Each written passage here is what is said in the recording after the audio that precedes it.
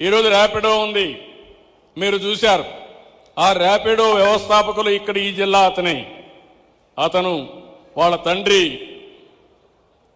నిజామాబాద్కు migrate అయ్యాడు. Telugu Desam party కార్యకర్తగా ఉండేవాడు. నేను చెప్పిన విషయాలన్నీ వినేవాడు. కొడుకు ఐఐటి చేశాడు. అవన్నీ విన్న తర్వాత వెరీ సింపుల్ సొల్యూషన్ మీరు చూశారు.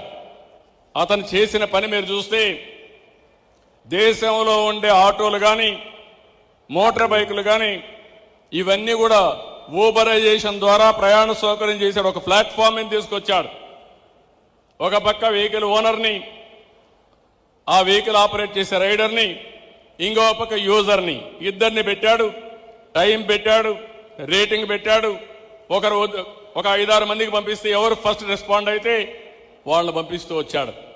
ఈరోజు one of the best company. Idea great కాదు, కానీ ఆలోచించిన విధానం గ్రేట్. ఇంతవరకు చాలా మంది ఊహించుండరు. అలాంటిది ఈరోజు చూస్తే అది $1 బిలియన్ కంపెనీ ఒక 4-5 సంవత్సరాలు అయిపోయిందంటే అది మీకు చేత కాదా అని మిమ్మల్ని అడుగుతున్నా. ఇప్పుడు